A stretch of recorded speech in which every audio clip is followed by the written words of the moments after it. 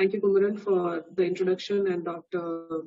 Arunmuri for welcoming me into this, introducing me to this webinar. Shall I start the presentation? Yes, ma'am. Sure.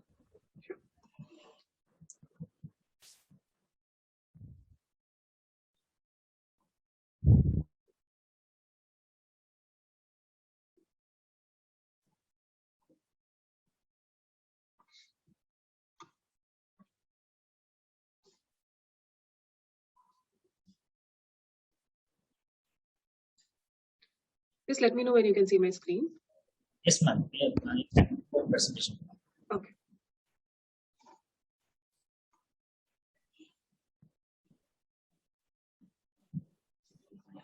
Yes.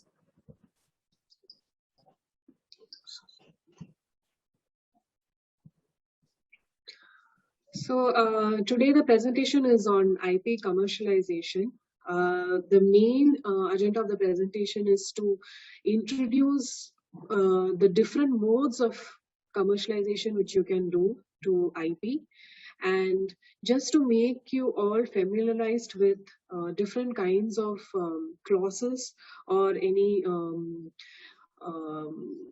contract basis negotiation which can happen while you commercialize your IP. So now IP, as you might be already aware, there are different kinds. You have trademarks, you have patents, you have copyright, and you also have something a little more diverse like semiconductor circuits. So they all come under the set of IP. So what do you mean by IP? It is called intellectual property. So anything which is created out of the human mind, that is called intellectual property. So what is the difference when you call something like intellectual property and some other property like a land?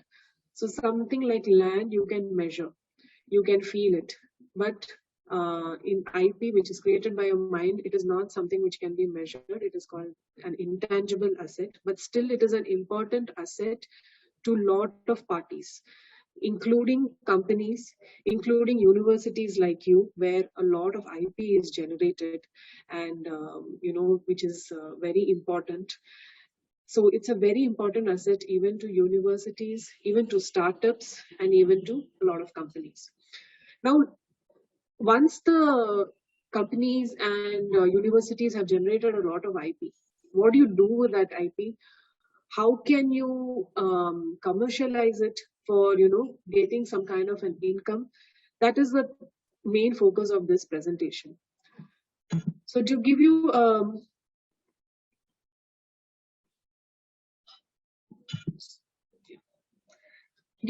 brief explanation on what you mean by IP commercialization. So exploitation of an IP by a company, or it can be even a university, in a marketplace for the purpose of generating an income. So you are trying to sell, or you will try to license it so that you get in return some kind of an income. So this is what you mean by IP commercialization. Now, there are a lot of factors which needs to be considered when you are getting into any kind of commercialization mode. So I would like you to just give me what can be the factors do you think? Maybe put it on the chat box. What do you think can be the factors which requires to be considered before you start commercializing your patents, if you have, or if you have any kind of technology which you have developed, or any kind of process, or any kind of maybe an algorithm or an app, or it can be even any kind of let's say an electronic equipment, if it's being produced, if it's all generated. What do you think before you introduce that into the market? What do you think we should be considering it? So do you guys want to put something on the chat? What do you think is important?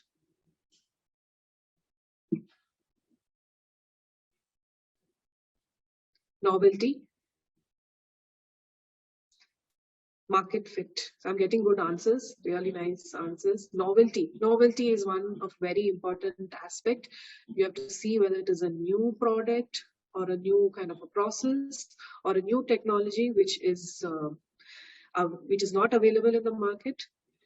Market fit is another important consideration which needs to be looked into, because if there is no demand in the particular market, there is no point of commercializing that particular product or anything. You have to see how the demand is. Will it work? What will be the size? That's also an important factor which requires to be considered. Any other points which you would like to put forward?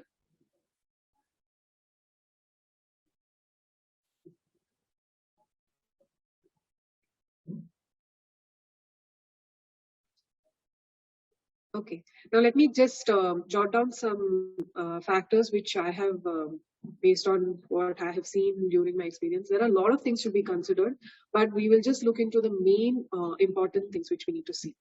So the first factor which is considered is who owns the IP. Now, you might be, there may be some chances that, there are IP which is shared between the two universities, or it can be shared between the industry and the company. So before you even think of commercializing, you have to be very clear who owns the IP, because that is important. The one who owns the IP is the one who has the right over it to commercialize it. It can be jointly owned, it can be solely owned, that doesn't matter. The only thing, it has to be clear, because if it's jointly owned, the permission needs from both the parties. It's not enough that it's just only one person can do it. So that's why I'm coming to that factor, that it needs to be clearly defined who owns the IP. Sometimes I believe you might be doing some projects under the government fund, so there might be some clauses which is given by the government in your agreement. You will have to take a look at it, how it is. Are you going to, give the full rights to the government that only they can commercialize, or do you even have the right to commercialize and try to approach the various industries or try to sell it? So that's where I told that we need to have a clear understanding of who owns the IP. Next thing is also something related to the first point. Does the company or the university have full rights to commercialize the developed IP? Because if it's only partial rights, or if it's only related to some kind of right that you can commercialize at a particular geography, like you can do it only in Tamil Nadu, you cannot do it in some other place. If there is something written in your clause with any other company, that also has to be clearly defined before you get into commercialization or get into any kind of market. Now, are there any agreements that could hinder the company from commercializing the IP? That's also important. Anything which you have developed, might be with a joint venture, or might be getting the funds from an industry or government. When you have entered into some kind of agreement, was there any clause written that you don't have the right? The right is only with the so and so company. So all that also have to be clear from beforehand, before you can even get into the commercialization. Next is what type of IP it is. So generally, if it is a patent, or if it's related to a trademark or some kind of I would say copyright, because it's applicable to computer algorithms. Algorithms cannot be patented, so it generally comes under copyright protection. So you will, based on the type of IP, you will adapt to the different kind of commercialization mode. So even that has to be identified. What is the type of IP you are trying to commercialize? I will touch upon this a little more as I go towards a presentation, make you understand that what are the different types of IP and what can be the different approaches which we can take. And does that IP require any kind of formal protection, and has a protection been sought? All of you might be aware that patent, you have a formal protection which is given by the government of India. You have to apply, and you will need to get the protection, and the protection which is granted is for a period of 20 years. So once that is protected, it would be better to take the next step of getting into commercialization, or at least you should be able to start applying it, because getting the grant might take a little more time. So is there any question? I can hear. So getting into grant might take a little more time. So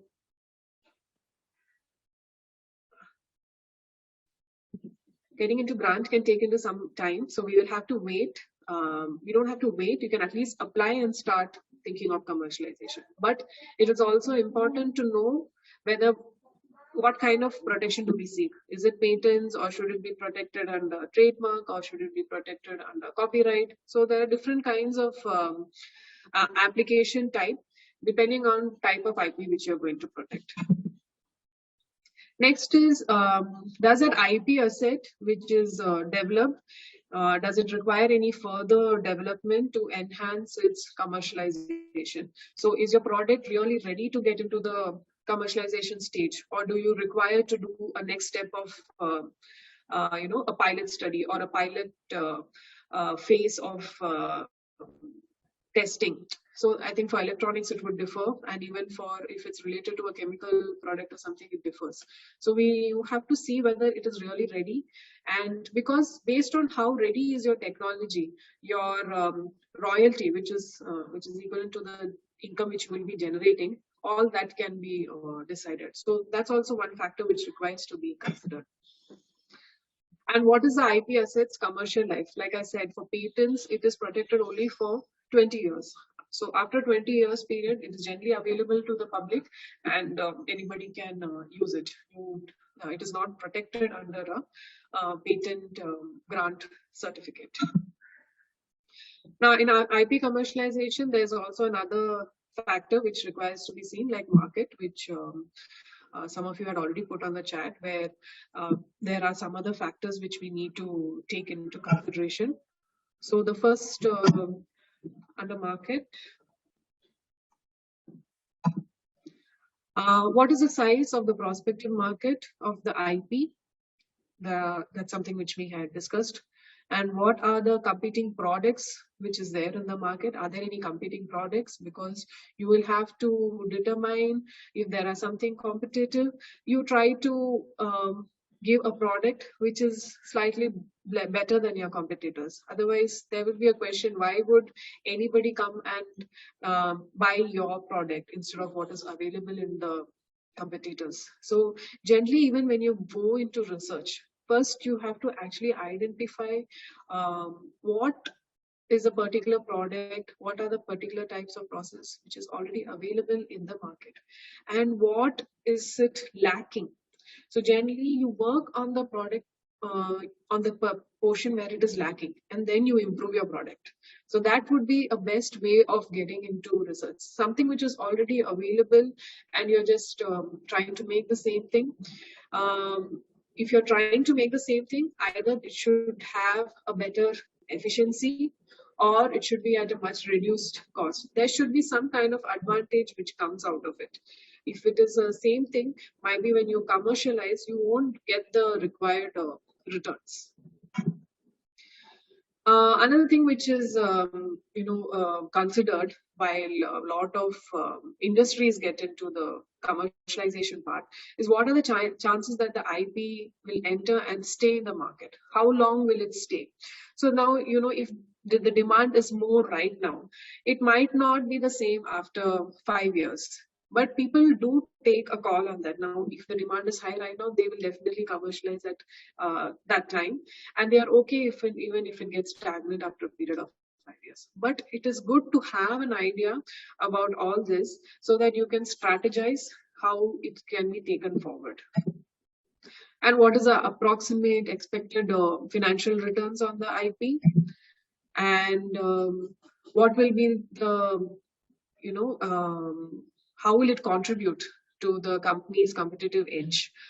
So a lot of companies do something called technology assessment and IP valuation before they get into any kind of commercialization. It is advised, even universities also try doing it. There's a particular mathematical method and all. I won't get into all that because it is really purely mathematical method. But this is something which most companies do before they get into any kind of commercialization arrangement with any company or any kind of university. Now, I was telling about target for IP commercialization. There are different kinds of IP which is generally available. that is patent, you have trademark, you have copyright, you have something called know-how, and you have something called confidential information. So now the problem with like for patents and trademark, you have a formal protection which is available where it is being protected at a under a particular act, and you get a particular certificate from the government of India. So you get a registration certificate. It's very clear cut. You know, in the registration certificate, they will tell so and so is the owner, this is the patent which is protected. It is very clear. But for things like copyright, know-how, and confidential information, copyright, you still have a protection, but that is not mandatory, because copyright, the concept is if anything which you have created out of your mind, like even a book, it belongs to you, but there is no some kind of a formal protection. Even if you do not have a registration, still you can, if your product is really original and you have not copied it. So right now, there's a lot of things which is going on plagiarism, which is really important. I'm sure even that will be there when you are writing your thesis or any kind of project. You just cannot copy the whole thing. At least you will have to write it in a different way, and you have to give, like you put in a footnotes, you know, you have to give, say that from where you have taken this material. So copyright is also the exclusively is not relative. There is some kind of formal protection. It is there. Generally, we do advise people to get the copyright protection to just in case it goes to a court where there is contention. They generally prefer the ones which are registered, but the protection is not very absolute. That's what I wanted to convey. Next thing is know-how and confidential information. I'll get into know-how and confidential information a little later, but just to give you a brief, for know-how and confidential information, there is no protection by a particular regulation, or there is no formal certificate which you can get, like how you get in patents and trademark. It does not exist.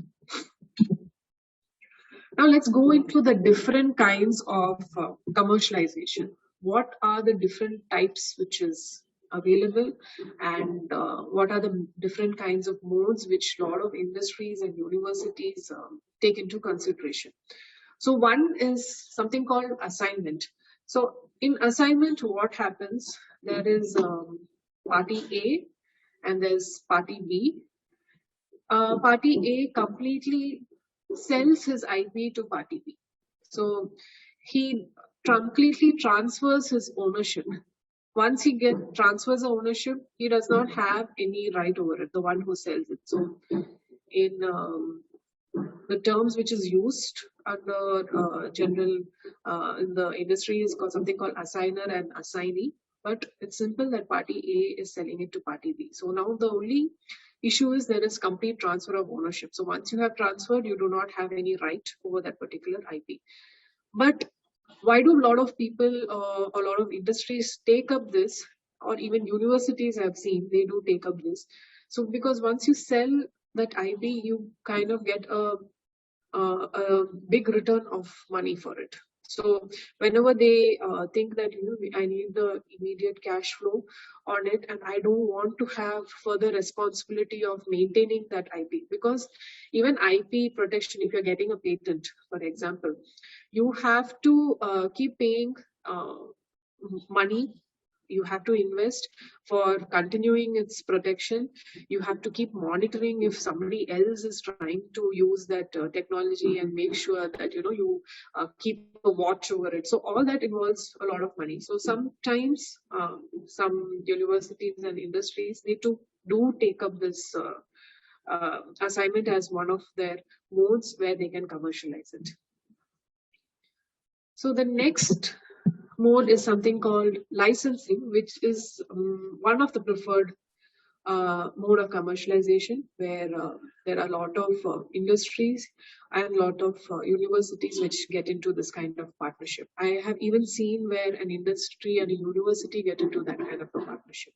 So what they do is, if the terms which is commonly used is called licensor and licensee. Licensor is the one who owns that IP, and he gives it out to another person who's called the licensee. So there's like a permission to use that IP. Now you can use this particular technology, or you can use the particular process in return of some kind of money. So I have developed it. You can use it for a particular time. So when they generally enter into this kind of an arrangement, they will tell for how long you can use it and for what purpose you can use it. So lot of university get into this kind of arrangement with industries. They try to negotiate with the industries to say that I will license out my IP, and in return you can give the give monetary compensation. The type of monetary compensation I will touch upon as we go forward. Now, there is also a possibility while licensing that both the parties can license to each other. So there might be a situation where a university A has done a particular a part of the technology. Now, however, to commercialize that technology, they do not have another part which is developed by another university, and they want to take that. So it's like a kind of a technology sharing. So what do? They cross license each other's technology, which can be used at their level, so that it will become commercialization ready. So it will be an asset which can be then later put into the industry. So it often happens. Now I'm sure, like, even in your lab will have a particular limitation that you can do it only till this level, and after some other level you need another kind of instrument or another kind of lab or another kind of expertise. So what can you do in these kind of situations? You can always get into a cross licensing arrangement where both the labs can exchange, and then you can have a joint ownership over it, and then you can commercialize it. So a lot of universities to universities we have seen them doing this, because that's the way forward.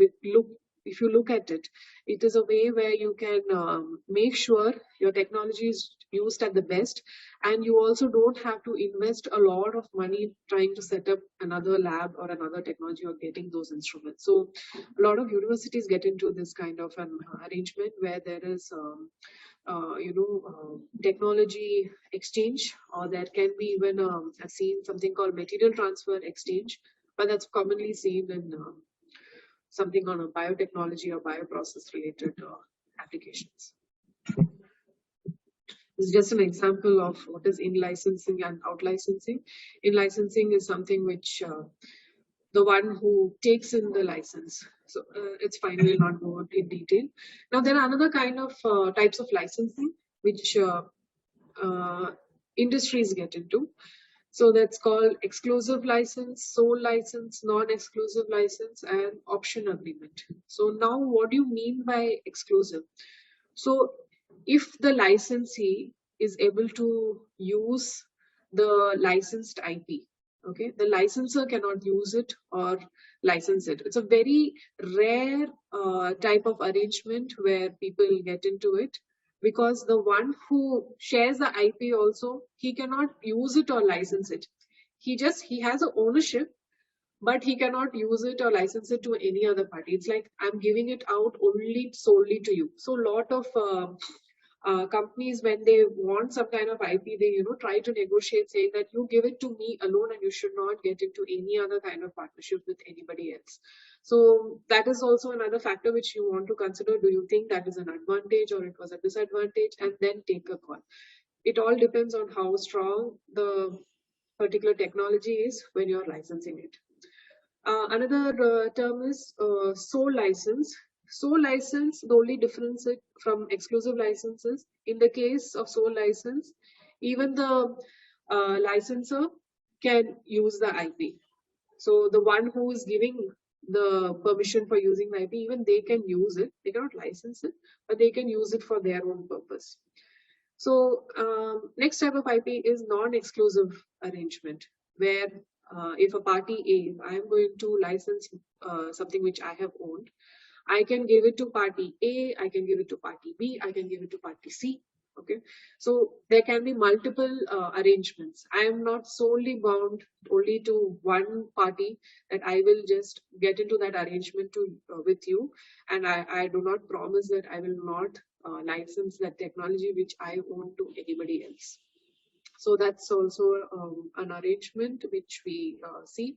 So the question between exclusive and non-exclusive is negotiated at a very high point when it is commercialized. So it all depends on how you would like to uh, gain your compensation and how you want to generate